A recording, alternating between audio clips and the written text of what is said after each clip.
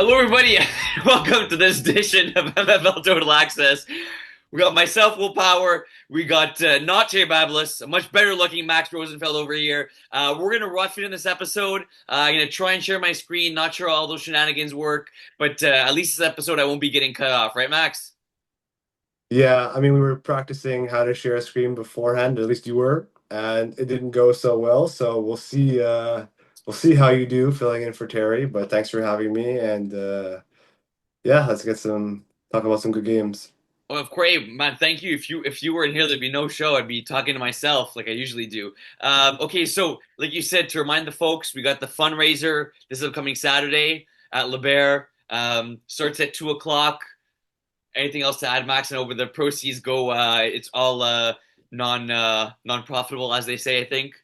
Yeah, I think Terry said Poulet Rouge will be there. Yeah. I think you get potentially fee like credits to your fees for a future season.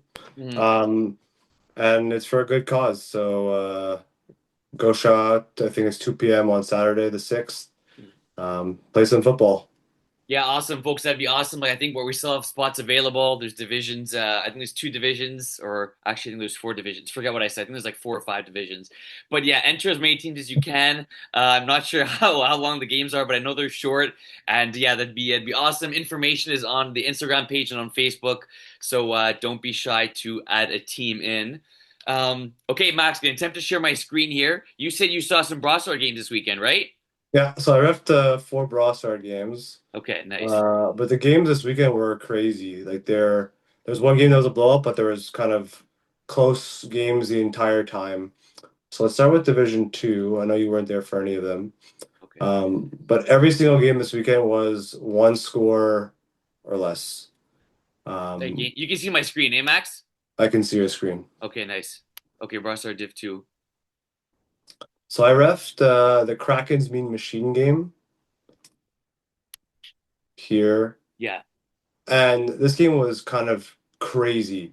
If you look at the stats, there Oh, was wow. 5 picks by the Mean Machines defense. Their defense was really, really, really strong, but they were still down 18-6 with 7 minutes left. And you think, how does a flag football game end 26-18 when you're down 18-6? You score 20 points in a row in 7 minutes? Unheard of, right? But the defense picked off, I think, the last 4 drives in a row. John Menard was just like kind of seeing ghosts, I guess, at that point. He 4 picks in a row on 4 drives, and they scored 20 points in a minute and 7 seconds from 220 to 113, which is Holy cow. crazy, crazy. They had short yardage every pick, so you're going like 5 to 10 yards, and you score fast. Um, but it was like a tale of two halves, but it was really just kind of a breakdown at the end of the game by the Kraken's offense and the Mean Machines defense. You got to give it to them. It's like maybe the best defensive half in like football, or at least Brossard MFL history. That's incredible. Like you said, a minute and 7 seconds, and they scored 20 points. Yeah, Man, I will have to check. Well, I don't know if Terry knows or John, but that could be a record. Like that's actually insanity. I'm glad you pointed this game out. That's bananas, right? 18-6. You're up by you with 7.5 minutes left. You think the game is somewhat in the bag. That's crazy. You're a basketball guy. It's like those March Madness games when they go on like 21 to run runs yeah. at It's the end like of the game. when you watch March Madness, the ball just goes in. In this case, the ball just like went into the hands of Mean Machines kind of every play. But yeah, it's a Wow. tough loss for Kraken. Though they thought they had it in the bag. They were playing well, and then just kind of a bit of a rough last 7 minutes for them. Five guys getting picks there, so good. Yeah, team defense fully. 100%. Wow. Okay, did you catch any other games in D2 Brossard? Not in D2, but in Okay. Division One. Yeah. Quickly, Southsiders Red Knot Skins, kind of a blowout.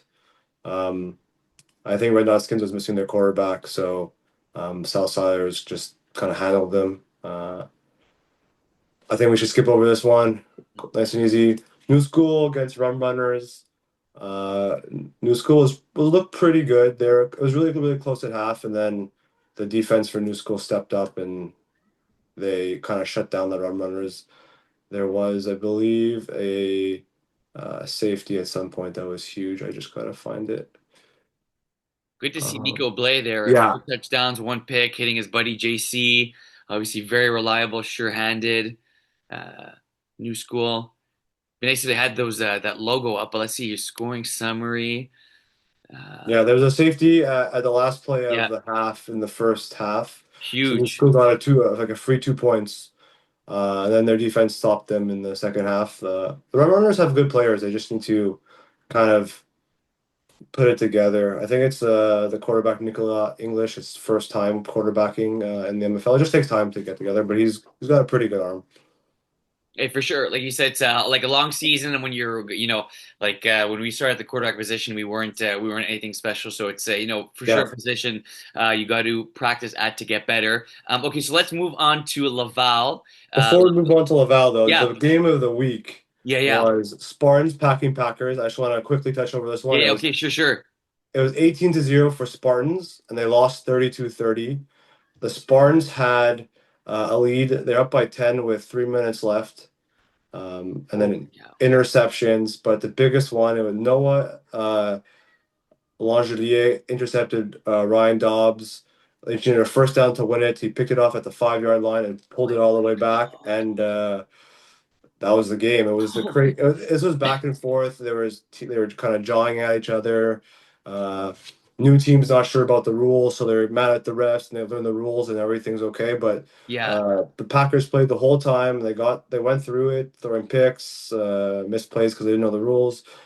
But it's a long game, the MFL game. It's like a 70-minute game. You got to play every play. Crazy stuff happens in football. That's why you play, not you got to play and show up the whole time. That's insane. What a clutch pick six there. Basically, you said, yeah, up by four, having to run out the clock, and well, the QB himself getting the job done there on a pick. Wow, that's Yeah. bananas.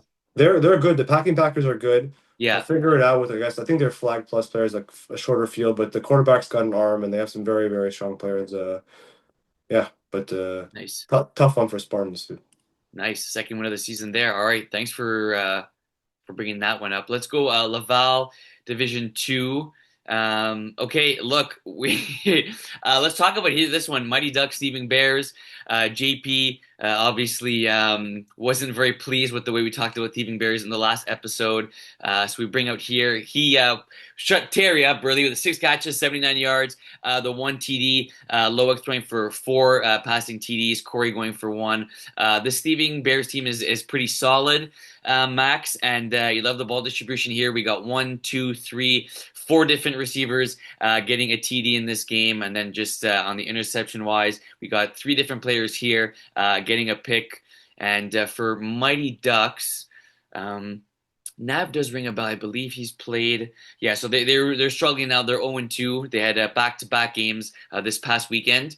Now they're going to be playing the Blazers on Sunday at 2 o'clock. Blazers. That's a funny way to say Blazers. it. That's sort of hey, that's Blazer. It's the Blazers. Bla- Simple.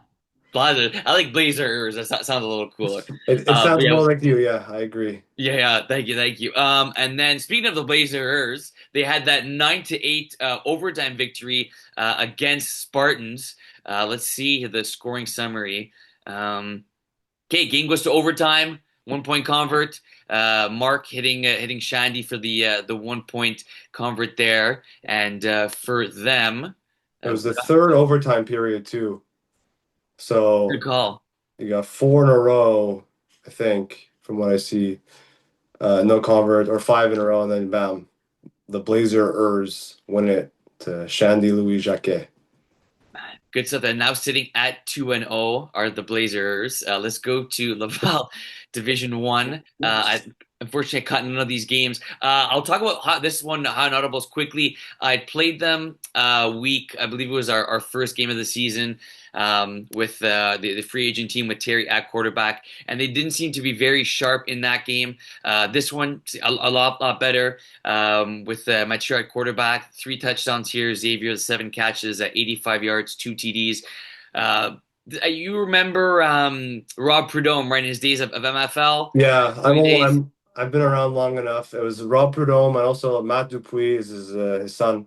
I think Xavier is also part of the family, but they're a football family. They've been at least Matt and Rob have been playing for years and years. Like Rob was, I think, Kevin Smoot's like original quarterback. Oh, years ago before he was Kraken, eh? yeah, on Kraken. Hmm. But yeah, but they're veterans, so like any day they can pull off a win. Yeah, good stuff there. Yeah, they're going to be a good team. I think just week one they were figuring their stuff out. If I go on their schedule there, let's see stats at Rotterdam Eric's. Okay. Yeah, so Matt Dupree getting a bulk of the catches there with 17 on the season and two TDs. All right, Max, that's enough with non-Montreal MFL flag football. Div 1 to 5. You're the man of the hour right now. What division do we start with? Let's just go 5-1 and end on Okay, yeah, simple. perfect. Perfect. Sounds good. Okay, Division 5. We had a lot of games this past weekend. Did you ref any games this weekend? I refed 5 games. None of them were Division 5, Okay. but I have friends on Big Booty, so I can give you a recap Sure, of Big sure. Booties. Um, so this game started really well for Big Booties, up 13-0. I believe their new player, which is Barb's grandson and Kayla's nephew, Jaden, had a one-handed pick six to put them up 12-0 in the middle of the first half. That was really, really nice. And then capped off to Charlie Schiller for the conversion. But the whole day Saturday was full of rain. They're just missed tackles. You can see at the end of the Yeah. half, Alexi Dore, 24 yards down, I think down the sideline of like 4 missed tackles. You just kind of, it's hard to grab the flag in the rain. Yeah. Um, and then if you look in the first play of the second half, Jorge safety, bam, 2 points, change of possession. There was a big controversy apparently with this call. Mm. I didn't see it, so I can't say, but uh, Don't stir the pot now, Max. Come I on, don't you're know. in the I pot. don't know.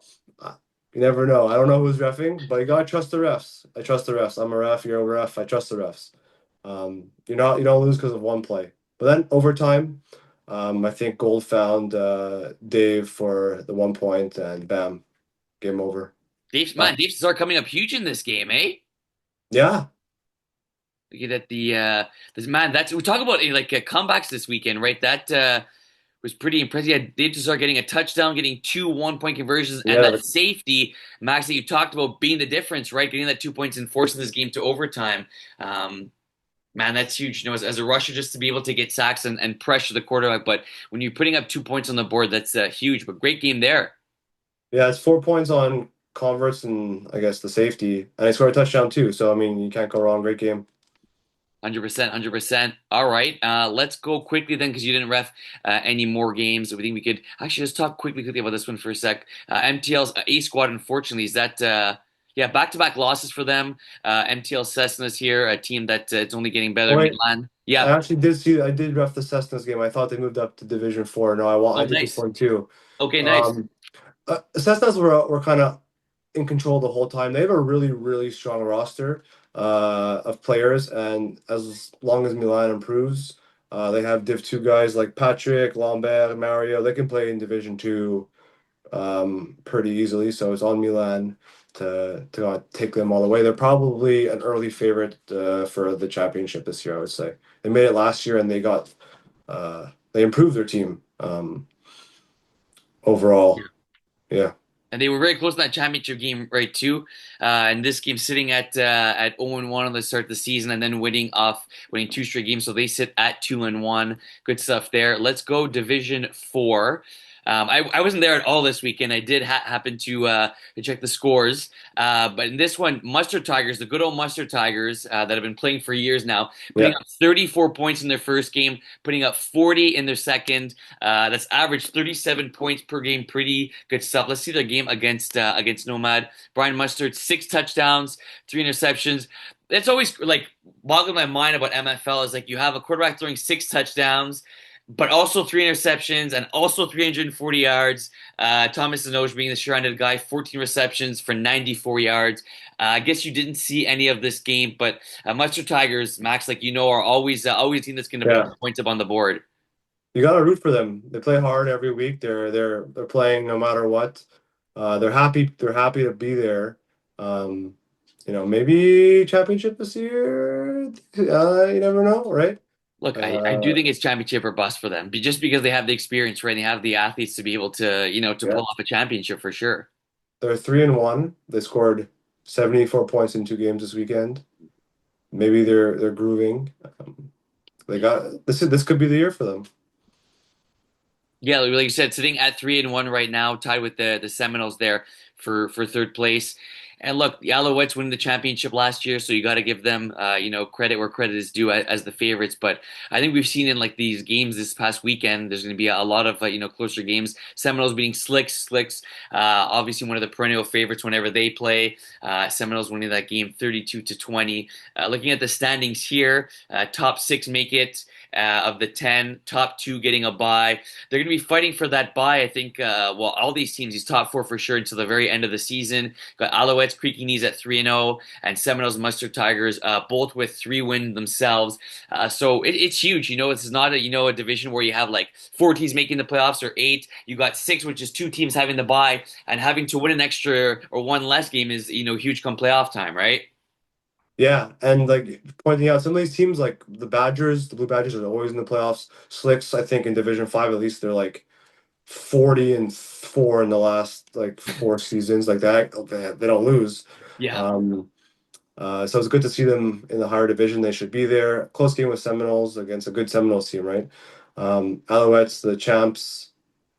Uh, Alouettes, Mustard Tigers are probably your favorites, I guess, at this point. But then Gold, any day Gold can be amazing. So Action Squad, little dark horse in there. I like that. It looked crazy. 4 games played for Mustard Tigers, only one for Action Squad. Got to see that these games are going to balance out eventually. So a little bit too early to dive into that stuff. Let's go Div 3 this weekend. So there was, quite a few games. Ducks winning, the Spartans winning their game. Gridiron Lions, Max Saplitsky put on an absolute clinic this weekend at the. I was going to ask you what games we talk about, but I'm going to overrule you on this one. Sablisky getting 7 touchdowns, seven passing touchdowns in his first game, 246 yards, and beating a La Horde team that didn't really seem to Mhm. stand much of a chance in this game. Yeah, I mean, David St. Jean is a good player no matter what position he plays. I know last year they put some noise in the playoffs as like a low seed. But Alex, he gets better every week against quarterback. He's not a natural quarterback, he's a good receiver too. But they have a good team. Alex, the McLears, Jorge's on the team too. But 100 points in two games in Division 3, that's pretty impressive. Exactly 100, right? Yeah. And then the next game going for 8 TDs, no picks, 268 yards. Connor getting 117 and 4 of those TDs. Matt, like, I hope you took the over in this game. This is a crazy game. Gridiron Lions, FAT players. Leon, not too shabby himself, going 19 of 25, 6 touchdowns. I love the connection he's had with Vincent Martel. Everybody knows that Sean Kennedy is going to be his main guy. They've played together for years. But Vince, the guy that can stretch the field. Then you have Division One stud Chris Hope. Now that's on this squad too. So two heavyweights battling it out, Max, in this Division Three game and finishing 51-39 for the Lions. Yeah, you think the Chris-led defense could, hold a team to under 50, but credit to Alex and maybe Chris can learn something. He's a veteran, but you're never too young or too old to learn. 100%. Very well said. They're almost putting up 40 points per game, are the Gridiron Lions. Let's see the Saplitsky. Yeah, Saplitsky, 17 TDs to 1 pick on the season, 65 completion percentage. Safe to say, maybe front runner for quarterback of the year. Still a little bit early, but great Yeah. performance by him this past weekend. And then, not to talk about my team too much. I wasn't there, but I did check the play by I play. ref this game. I ref Okay, this you game. did. Okay, awesome. Yeah. Yeah. So Tell I me ref the more. Phoenix part. It was 33-0 at halftime for Phoenix. And it was like just mistakes that JF made, throws he wishes he had back, and he knows the mistakes he made. So he'll learn it and get better. The second half, they won the second half 20-6. So he made improvements, but it was just kind of like a face palm, Matt, like you're the only thing that they did wrong in the first half was really just throw picks. I think the first play of the game was a pick by Francis. yeah, Francis. He just read the route and bam. He's It a just great linebacker. A great yeah. linebacker, Fred Well, I don't Warner. want to like blow up Francis's ego, but it just JF played badly. He'll say he played badly, and that's kind of it. I also caught a little bit of Tropic Thunder Allegro Iron Trollers. It's a handful to say. For real. Um, John, Okay. I saw John pick six Rob as the rusher. Wait, what? Yeah, you heard that right. John Evans, commissioner of the MFL, pick six Rob White as the rusher, I believe. Wow. Did like Rob hand it off to him and say like, the lane is free or was I don't know for sure if it was the rusher, but I feel like he was so close. But anyways, either he was a linebacker or the rusher. He still picked impressive? six off the bat for the commish. I think on the first, yeah, to score the first points. Um, I was just like, oh, he's still got a little juice in those legs. John doesn't play much defense. He never plays unless they need they don't have subs. But Yeah. a little credit there. But Tropic Thunder after that they kind of killed the Trollers. Yeah, I mean, honestly, Rob. Like we talk about him, we know him nickel and dime here and there, but 11 completions, 175 yards, almost 16 yards a completion here. Only 11 completions on the day. Crazy to think about it, putting up 25 points. You gotta love the ball distribution. And man, like not to continue to bump or to pump his tires, but Rob. Is continuing to excel at the quarterback position, and really in this game, right, you see two quarterbacks. Well, you played with John, obviously as a receiver, and so have I. John kind of, that lets methodically march down the field. And that's tough, right? Especially against defense like Tropic Thunder, because you basically have to be perfect, right? Yeah, they're a good team. They're a veteran team. They've been around for a while. Always a tough opponent, but Rob's kind of like finding his QB era. I feel like Laval, he's playing super well. He won last year Division 4. He's trying for Division 3 now. Um, maybe as Rob gets, I guess, like more experience, well, he's Mhm. already very experienced, but as he ages, he wants to really be a good quarterback, play less receiver, and he's kind of showing that he's got the tools. And can he continue? We'll find out. But um, the Trolls are a good team. Missing some guys. They're missing like Vince and Etienne, Mhm. but they had Josh and Lesniak. Um, Those are two guys that are yeah. huge pieces, right? The former foreign Gold Cup players. Yeah, it's a cool name. It's the Actually, Iron Wolves, Holy Trollers, and Grey Cup all in one. it's man, three teams in one. I love that. It's like a CIA fusion. Yeah, exactly.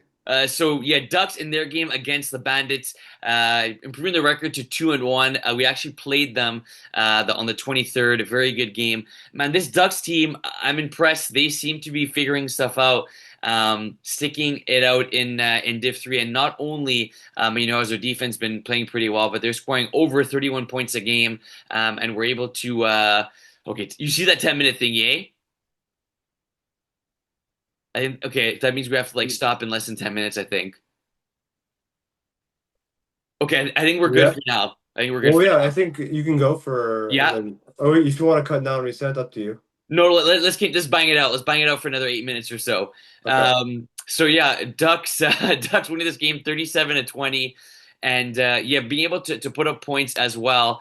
Matt unfortunately throwing four interceptions in this game, and when you have the other opposing quarterback having a very clean game and throwing for five TDs as well, it's going to be hard to win. I really like the Ducks. I'm not sure if you've seen them play. Dave has been getting better at the quarterback position. When he plays well, this team always has a chance to win. Antoine going to be his main guy, a guy that stretches the field. And then you have the new addition, Anthony Drysdale, that played with them last year. A very good defender. I'd be surprised if he didn't get at least pick. Okay, so he didn't get a pick in this game. Maybe wasn't the ball wasn't thrown his way. Nick DeRoche getting three of them and a pick six. I really do like this Ducks team sitting at 2-1 right now. You've seen Dave quarterback over the years, or what do you think about the progress he's making Yeah, so I think far? the Ducks. I would have liked this. I know they didn't do well in Division 2, but Division 2 is kind of a bit more competitive and manageable this year. I would have liked to see them stay, I think, in Division 2 and kind of grow. You really grow a lot when you play against tougher opponents, and you can see clearly Dave with a really clean game. He's improved. It's not the same caliber now in Division 3, but Hmm.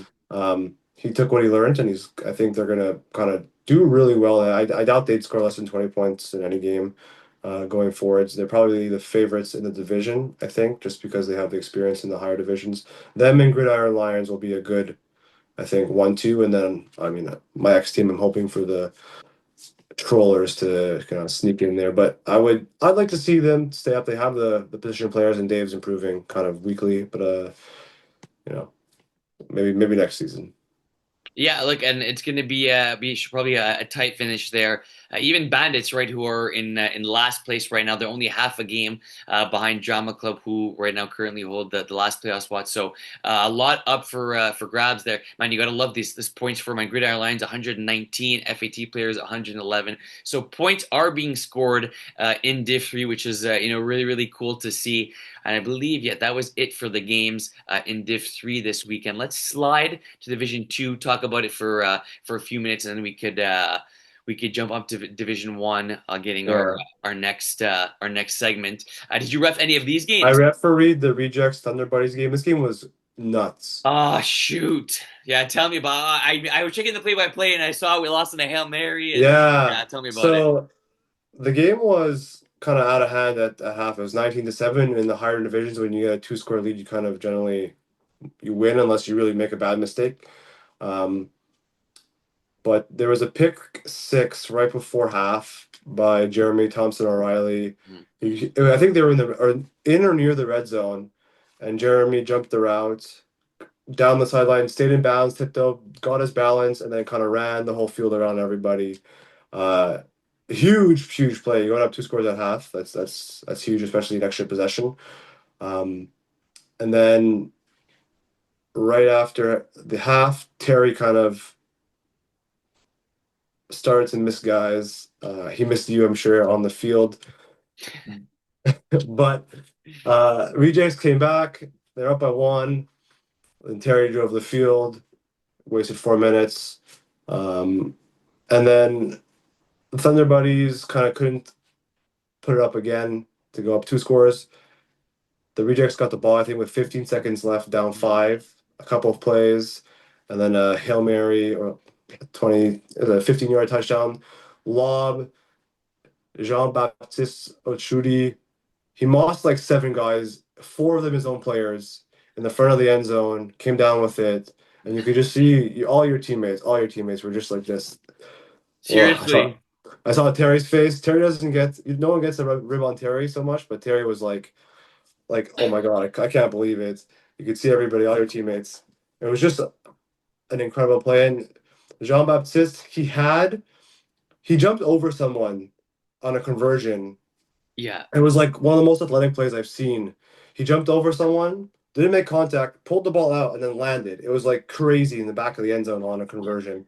The ball had no business being caught, but this guy's good and he's super athletic. Um, Good by Ryan to throw the lob to him at least because he can make a play on the ball for sure. Man, that would have, I mean, it wouldn't have been cool to see that from a Thunder Buddies perspective, but and Yeah. it was wet too at that time, so to be able Yeah. to go up there, moss a few people, and even catch the ball in the rain is pretty impressive. But yeah, credit Rejects because here it was 25-20, and it was turnover on downs there, and then we got the ball. Thunder Buddies got the ball back, and did good job defense get the ball back right away, and then 55 seconds, not much time, 8 yards here, incomplete, 22 yards, so smart plays there to move up the field by Rejects, and yeah, touchdown last play of the game. That one hurts 26-25. And yeah, right now, obviously we got a few more games to talk about here. But if you throw up the standings, that was Rejects, the pretty big game, right? Because Rejects lose that one, they go to 0-3. Thunder Buddies win, they go to 1-1. Top seven make the playoffs. One team gets the bye. So yeah, that ended up, maybe later on in the season, we'll look looking back at that game to see what happens in the standings. For sure. I know Division Two, like Division Three, anyone can win and it's tough. It's like these games they're dogfights every single week, every yard you get is tough to get. Um it's fun to see, honestly. You want to have these kind of even teams. I think this year throughout the divisions, you have a lot of competitive games, which is really nice to see in the MFL. There's no powerhouse, it seems like, in each division. You know, Raw Sauce is 4-0, but Yeah. they've never been the number one seed going into playoffs before. So it just shows you how kind of close all these games are, truly. It's no, it's crazy to see Rossos at 4-0. I'm sure they'll find a way to finish the season at 5-5. Because it's it balances out, man. It's just that's just the way the world works. But look, they've beaten Trench Babies, they've beaten Average Joes, they've beaten Witching Hour. Nice TDs. I don't think Guillaume was No, there it this wasn't. past weekend. But look, they'll be able to show what they're really made of, right? They have a week. They have this week off upcoming, and then they have back-to-back games on Saturday the 13th against Rejects, Double Dippers. So arguably two of the better teams in Division Two. What are your? I'll throw it to you, Max. You've obviously seen these guys play. You've seen Ludwig play. Do you think that Rossos has the team to be? I know you said anybody could win, but does Rossos realistically have a chance to win it all this year? I think honestly, all of these teams have a chance to win. I don't think Raw Sauce is has an upper hand against anyone else. Hmm. More than like I would say coin flip Thunder Buddies against Raw Sauce, Pacemakers against Ross. They're all coin flip games Hmm. in Division Two. All these teams are really good. Momentum is really, really important though. Raw Sauce has been playing together. They have Yeah. chemistry. So maybe this year they have an advantage with some new teams in the division. I wouldn't put that past them. I give them maybe um, +1 to like skill for having the chemistry, and that can help. Yvonne Desjardins is good. Gabouche is amazing. And Ludovic, 14 touchdowns, 4 picks, almost 70% completions. Maybe he's also improving. Um, they can make some noise, I think, for sure this year. Man, talk about being efficient. 12 receptions on the season, eight of them And going for touchdowns for Yvon there. And yeah, they sit right now at 1-0. And we pull Div 2. Um, I had so much trouble doing this that Max texted me, "Are you alive?" Yes, I basically said, Max, I am alive. And you can see this right. yeah, we're good. Perfect. Okay, thanks for checking up on me. You want to talk about Witching Hour Him University? Yeah, I just want to. The end of this game also seemed a little nuts. Um, Witching Hour up by 20, up 24-20 with 5 minutes and change left. And then him University on a 5 minute drive to score, go up by three. Um, on a 17-yard touchdown to Zach Mastromannaco. If I said that correctly, I feel like I'm you, Will, not saying last names correctly. Master Monaco actually went to Master Monaco. elementary school with him. There Yes. you go. See, you have to know them. Okay. Well, that's good. And then 20 seconds left. You don't have much time there, but crazy ending there. Um, and then Trench Babies Pacemakers. Trench Babies win 31-24. Trench Babies they have a lot of talent. I ref their game last week. Pacemakers also have a lot of talent. I know they were missing Josh, so that's a big part. I don't know if it makes a difference, but I know that there was an injection in this game, and there was a lot of like bad mouthing back and forth. And I ref Trench Babies the week before, and there was a bit of it. Um, there's not really a place in the MFL for some of the things that some people say.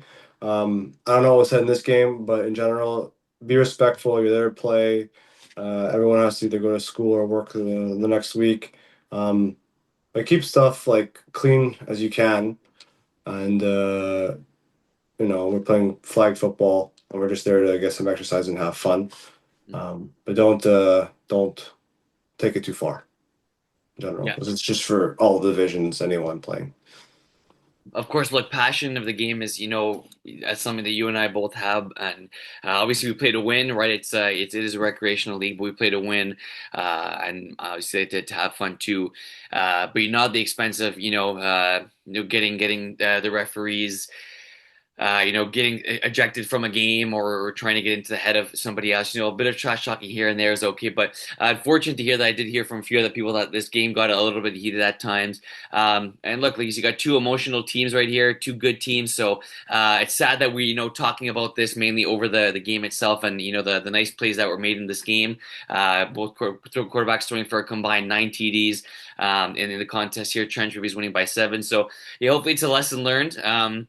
And refs aren't going to be going to be shy on throwing guys out and suspending people. Right, it's something that we've done before, something that we're not afraid of doing again. So hopefully it doesn't have to happen again. But yeah, nice win there by Trench Babies over Pacemakers. And yeah, if we look at the standings quick here, we got.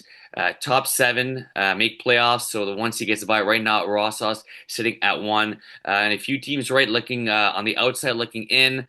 Still, obviously, a lot of games left in hand. Nice TDs.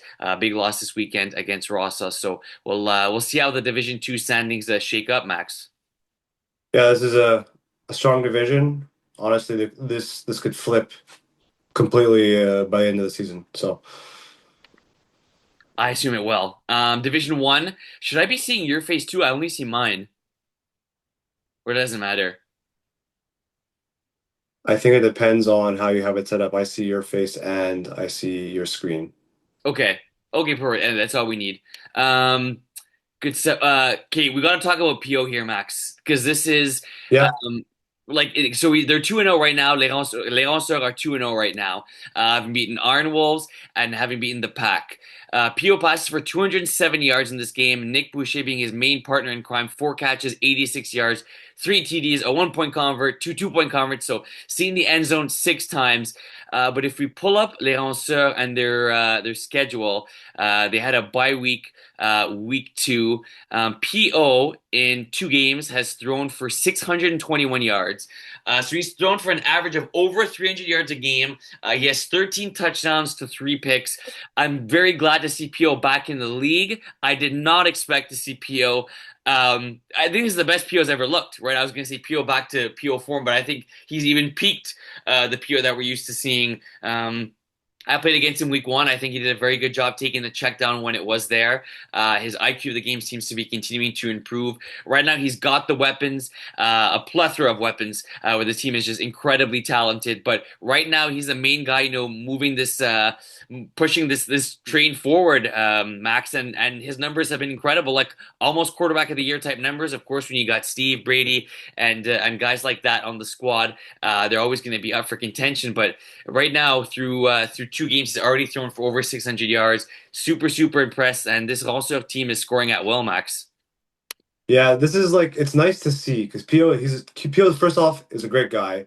Mhm. I think he comes from a tackle football background, and he has the physical skills. He has good footwork. He has a great arm. It's always putting together like the physical with the right reads and how to kind of where to throw the ball, given the situation. And now he's putting it together. He has some really good talent this season. I know I was reffing across from this field, but I saw some of these plays at halftime when I was getting water. But Nicolas Boucher, just his ability to catch the ball is like effortless. Like Mhm. it touches his fingers and it's kind of like it sticky glues to his hands. Um, it's really like he's an incredible hands catcher. And then JB Ochudi, he had that Moss in Division Two. He's awesome. Eric is so fast. Gio's so fast. Leo's a great check down option. I don't know Kevin, but this team could be really good. It's how well does Pio kind of keep it up throughout the season? Does he revert back to old ways? Does he keep improving? We'll see when he plays the Idahos, the Outlaws. If he plays you guys again, full roster. Um, that'll be the test. Also the unit, so that you'll see the test of is PO here to stay? Are the rosters real? It's good to also have consistent quarterback play. I know that their previous quarterback was not always there. But Mhm. yeah, it's great to see. I hope they keep it up. It's great. And JB, I talked about on the podcast a few weeks ago. He had the craziest thing and most, I guess you can say, comparable thing to an Odell Beckham catch against us in that Iron Wolves game. So I'm sure that catch against Thunder Buddies in Division Two was equally as nice. So he's a man for the dramatics and love those circus catches. But yes, when you have like the dual receivers here, and we didn't even talk much about Eric, and then you have Leo, that is sure-handed at the snapper position, and Giovanni has only played 1 game for for these guys. The sky's the limit for this team, and they've beaten right two solid teams so far. The Pack without Guillaume in that game, but Ryan Dobbs filling in at quarterback for them, and still a very good quarterback in himself. Unfortunately, we'll talk about Outlaws, Iron Wolves, but let's continue on with the Pack now.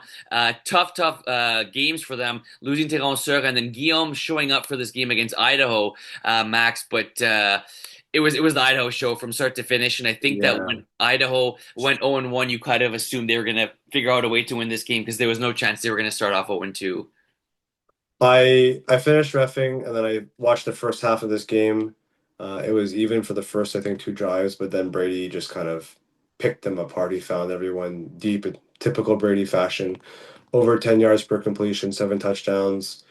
Manu, three picks and a pick six. That's pretty big. Um, they had no answer, and Guillaume kind of was didn't know what to do either.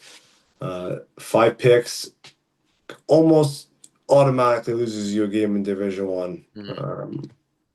especially when you're playing. Last year's like a top two team. I think they were second last year. Mm-hmm. Um, but this is kind of what you expect from Idaho. The Pack are still new, but there's I think it's their second season. Previous Raccoons, they're getting better, but they'll bounce back, I think. And when you play the best teams, if you don't bring your A game, it usually shows. Yeah, it's great. Look, I think the Pact. I expected a better performance for them in this game, but like we talked about, Guillaume missing the first game with the Pack and also the nice TDs game, so coming in a little bit cold. I guess it's understandable there. But yeah, Idaho able to win in many different ways, right? If Brady's having his rare off game, then this defense could definitely pull up the slack for them. Let's talk about this game.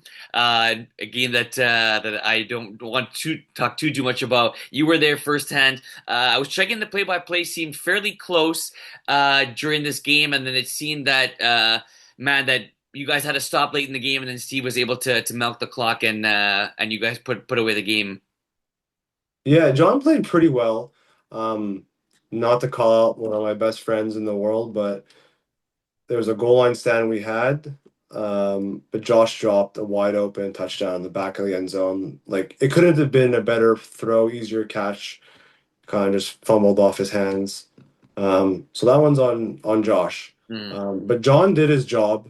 Maybe a little bit better time management because you got the ball in the second half, so maybe you would have had an extra possession.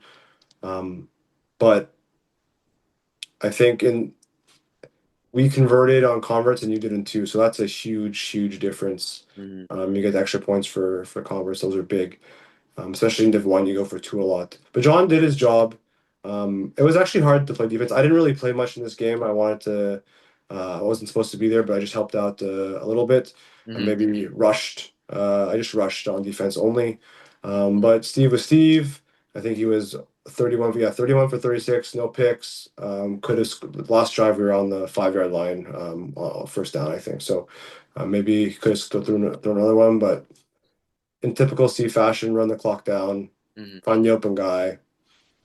Um, Both teams undermanned. It was a good game, and mm. I don't think any team thought it was going to be easy.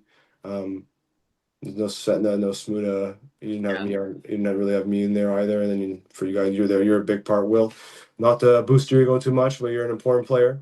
appreciate it, Um, appreciate it. uh, Close game. It doesn't look as much on paper, but in reality, it was close the whole way.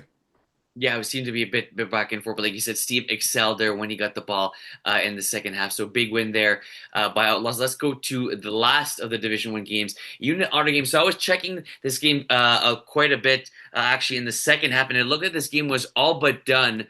Max, if you look at here, the scoring summary late in the second half, so it was. Yeah, 36-18 here for Unit. They're up by 18 points, 10 minutes to go in the game. Let's see what happens. Dave, okay, goes. He scores. Sounds good. Still down by 12. They don't get the 2 point. They get a stop, and then they go score again. Okay, 36-30. They still need a stop. And then Ashen gets safetied Safety, yeah. by Antoine, Antoine, which yeah. is crazy.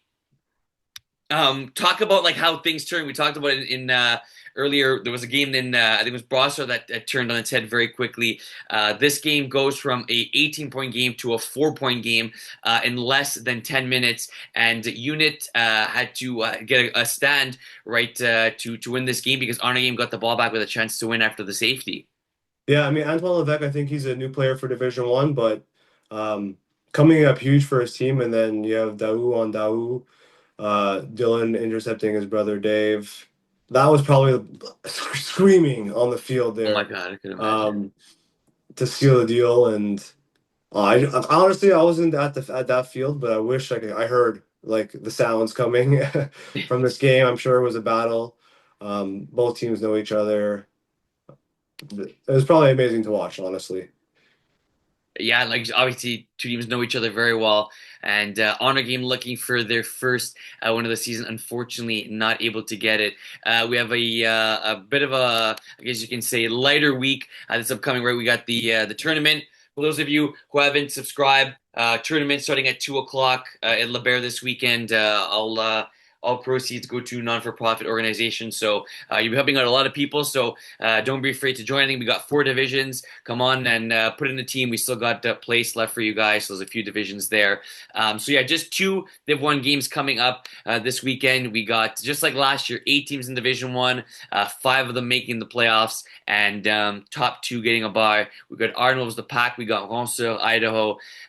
Pretty important game between the Pack and us, really, right? 5 of those teams making the playoffs. At Pack winning that, they go to 3-2. We'd fall to 1-3, or we go to 500. They slip to under 500. And then you got, two of maybe the hottest teams right now in Division One, right? Also playing Idaho. No matter what the over under is in that game, Max, I think I'm taking the over in also Idaho for sure. I want to see a 51-50 score here. We'll see if it's going to be hard though. We need to see last week's PO show up. Um, could be a good one. Yeah, should honestly could and should be a good one. Let's go. Terry and I used to do our picks a while back in the like in the spreadsheet on Facebook. Quickly, who do you got winning that game? Yeah, Also, Idaho. I'm Who not looks playing for? this weekend, so I'll go Idaho, and I'll go just to give you a little bit of motivation. I'll go the Pack. Um, I think here's bold prediction early for me. All teams score over 50 points in Division One this week. Oh man, it was just in case you already got your bold prediction. I love that. See, with Terry after the big game, it's like pulling teeth. You're already there. I love it. Well, I hope that's true. We everyone scores over 50 points. That'd be awesome. But yeah, pretty. Looks only week 4, but still a lot of to be played for in these 4 games. Obviously, we've got a lot of these teams on a bye, and yeah, we'll finally get to see Pio against one of the better defenses in the division. So very curious to see that. And yeah, I think that really the storyline in Division One so far has to be Halser and Pio specifically, and just the way that he's been able to kind of take Division One by storm. He's played Division One Pocket Rockets last season, but wasn't putting up these type of numbers. So good on him. And yeah, hopefully we got people to come in and watch some of those games. Yeah. Last but not, yeah, sorry, go ahead, Max. To say Division One this year, the teams are a little bit different. The only team compared to last year that's kind of exactly the same is Idaho. So I would say Mm-hmm. Idaho are probably the front runners this season. I know at least Outlaws, we lost 2 or 3 important players, and I'm not going to be there for playoffs. Rosser changed quarterbacks. That's huge. The unit, new quarterback. KLB, if they go with Simon Duchesne, maybe something's there. Look, Uh, I've been told I've been stirring the pot, so I'm just gonna ease up on this one a little bit. yeah. Uh, Anyways, but that's a good point, right? Idaho coming, the packed new squad there with new guys. Iron Wolves, we lost quite a few guys, and Honor Game being a new Division 1 team. So that's a good point, Max. And think about that. Idaho being really the only team that's almost identical, right? I believe they added one more piece, but other than that, it's basically the same squad. yeah, it should be a fun one. Yeah, should be awesome. Okay, last but not least, the best for last, we got women's, and I believe that's it. That's all, if I'm not mistaken. That's all. And hey, look, I'll get a text from Terry if I forgot something. I'll get in crap, so it's all good. Let's go. This past weekend, we had quite a few. Holy cow, we had quite a few games. Let's actually go here. If we go schedule, uh, Yeah. week The 3. Did you see any of these games? I didn't ref any of these games. I didn't see any of them. The rain games are always tough, but I'm looking at the scores. Tigres versus DS de Drapeau, Mm. 23-18. I did see out of the corner of my eye it was a loud game. They were screaming, they were into it. Another game where you see an 18-0 lead evaporate. Holy, bro, this is like what's this is a theme? Like what's going on? Holy Yeah. cow, Yeah. man. There was even a game in Laval. It was 19-0, and then the QB changed. And they lost 20-0. 20 to Man. 20 to 19, sorry. It ain't over till the fat lady sings, right? That's it. But well, yeah, what a 18 nothing here. Luckily, it was all she wrote, and it wasn't Destapo scoring 23 straight. Charlotte St. Pierre, I don't know if you've seen her play, but she's a baller, great hands, and a good job there by Daphne to lead the crew and get an interception this game, 4 total picks. Very, very impressive. Look at the play by play in this game. It was It's always the interesting. Yeah, safety. I know you guys have talked about it before, but the safety is the biggest play in flag football. You get 2 points and you get the ball. If you go score 8 points, it's a 10-point swing. 15-52, second half. Tigres have the ball. They're gonna run the field, maybe get some momentum back. Safety, ball back. You score, you win. It's such a big. It's the safety. It's the greatest play in flag football, I think. I think that you said too, it's not only putting up those 2 points, getting the stop, and getting the ball back, right? So it's like the ability to make it almost like a 10-point possession, if that makes sense. Huge play by Elizabeth there to put her team within striking distance, and then yeah, Daphne settled it late in the game. This could be potentially be a championship preview here. Destapo against Tigres, two very good teams, and two teams that have had a lot of success before. But I kind of like to see this, Max. We got the top heavy teams, Crazy Bees, Tigres, their drama queens. But then look just behind you got Les Faucheuses at 1-2, Unmatched Girls 1-2, so within striking distance, and then the rookies, Mama Jama's at 0-4. Still, Mama Jama's looking to finally get on the scoreboard there. But nice to see a little bit more. I guess you can say parity than we've seen Division Pass in the women's divisions. I'd say. Yeah, it's great to see the growth in these divisions. I know Tigres and DS de Drapeau have kind of played before, and they're back again. Both teams have like championship caliber players. You can see the points for and points against. They're the only teams with over 100 points, and not many points against. But a lot of these teams are good. You love to see the parity in divisions. I think last year, sorry, Drama Queens. Maybe they don't win this year. We don't know. But a lot of good competition for the women's, and they're anything could happen really. Yeah, I think so too, and it's cool to see. Like we look at Flagmont La Pêche sitting at fourth right now. For them, they won their first game of the season and then split here. Two fairly tough games here. Losing it's always tough to imagine like when you have a game at De La Vendredi at 12 o'clock, then you got to switch parks, go to Arthur Thierry at 4:30. Like what's that about? Like do you go to McDonald's, have lunch in between games? Like what are you doing? Like because you got to eat right in between. You got a big break. Yeah, So yeah, they had that first game, switch parks, clear mentality, and then were able to win 18-6 there against the rookies. But yeah, not very ideal, right? Having two games at two different parks. especially in the rain. I know I bring my own food. I'm there all day refereeing and playing, but um, maybe your favorite McDonald's did it for them. Who knows? Come on, look. I mean, if it ain't broke, don't fix it for them. But yeah, them sitting at 2-1 as a 2-1, yeah, 2-1 on the season right now, and right now, Emily at the quarterback position, 6 touchdowns. Obviously not great, but she continues to improve. But she also has 3 interceptions and a pick six, so doing damage on both sides of the football. Yeah, let's preview the one game that we got this week, Max. We got a light schedule. As we know, we got the tournament coming up, 2 o'clock. Register your squad in. We got Crazy Bees against the Leftovers. Max, Crazy Bees. If we look at what happened with them on the this past weekend, they had a bye. And right now, via standings wise, They're sitting at 2-0. The leftovers are sitting Both at 2-0 as well. both So we the got teams 2-0. Yeah, this is a undefeated good game. undefeated matchup right here.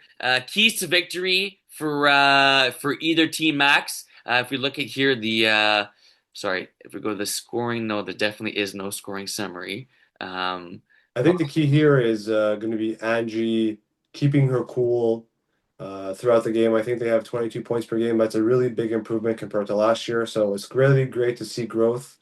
And their defense is giving up 6 points per game. You want to keep your cool, trust the defense, you'll get the ball back, and just trusting the process of kind of how your team is built. I think for Crazy Bees. yeah, I think that's well. And for leftovers, look, impressive scoring, 29 points per game. They having their first two games of the season actually were this past weekend against Flagmala Pesh and Mamas Jamas. I think look for them it's just going to be score and score early, right? Talk about early. This game is going to be at 9 o'clock. And the Crazy Bees, they got coming in as the slight favorites, having played in this division before. I looked at the stats actually early on for these two teams, and look, ball distribution is something I've talked about always. If you look at catches here, right, the leading receiver in two games has 6 receptions max, and the one with the least amount of reception has two, so only 4 receptions difference. But yet this team was able to go 2-0 last week, so I think it's a big for them. Well, Crazy Bees are good at taking away your best player from the game. So I think leftovers continue distributing the ball will be huge for them. So good stuff. That is our only women's game coming up this weekend. Max, we have bold predictions, but I think you already did yours. Are you gonna Yeah, start I that one? spilled the beans. I spilled the beans. I just want to shout out Yeah. on the leftovers, Geneviève Godet. She had a crazy moss over like 3 guys in Division 4, and she's on the leftovers. She could be the key to victory, I think, in this one for Crazy Bees. Hey, good. So a lot Sorry of for mossing the going on this over Crazy weekend, Bees. eh? Yeah, Good set. Wow, that would have been cool to see. So keep an eye, Genevieve Godet. Keep an eye on her leftovers. Leading the team with 6 catches, 43 yards, and the 2 TDs. So yeah, try and got to keep an eye on her if you're Crazy Bees for sure. So you spilled the beans, right? Division One, Max.